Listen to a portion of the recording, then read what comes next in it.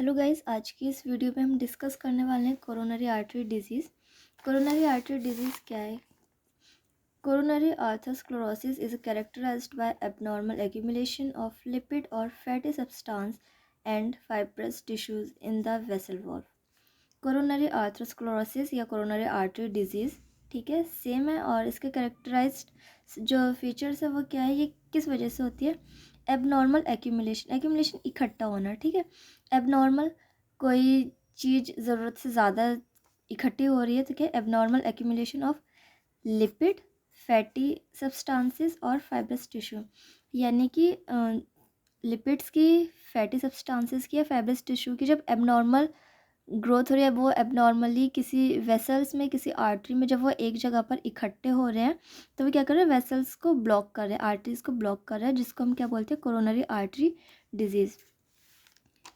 These substances block और narrow the blood vessel. जैसा कि हमने अभी बताया कि ये सब्सटेंसेस क्या होते हैं? वेसल्स को या आर्टरी को ब्लॉक कर देते हैं, जिसकी वजह से क्या होती है? नैरोइंग हो जाती है ब्लड वेसल्स की। जो आर्टरी होती है उनका जो डायमीटर होता है वो नैरो हो जाता है, reducing blood flow to the myocardium and resulting in coronary artery disease. जिसकी वजह से जो ब्लड फ्लो होता है वो क्या होता है? वो कम होने लगता है। Reduce blood flow to the myocardium. Myocardium क्या है? हार्ट की जो मसल्स होती हैं उसका मायोकार्डियम बोलते हैं।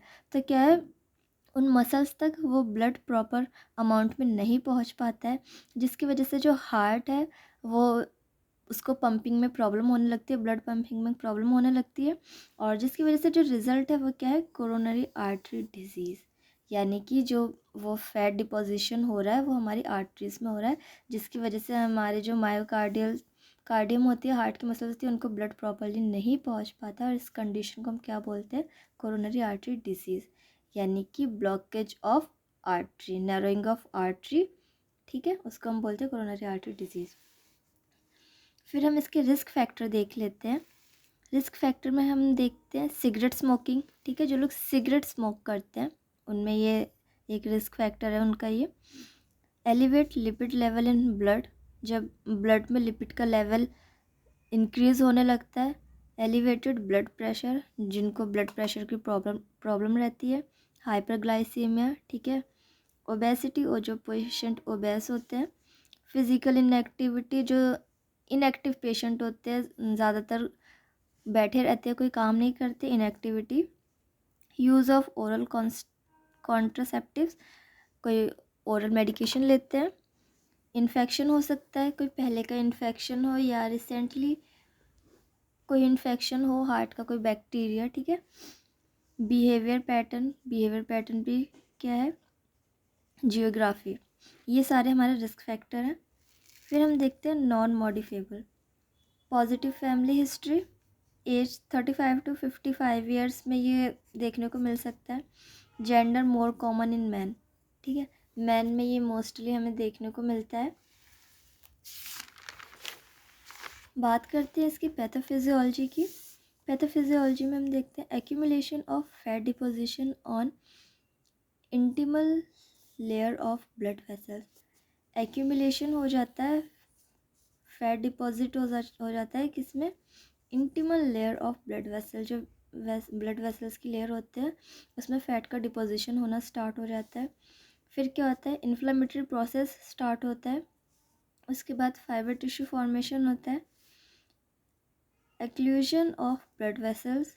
फिर उसके बाद decrease blood supply to myocardium, जो ब्लड सप्लाई होती है मायोकार्डियम की वो डिक्रीज़ होने लगती है।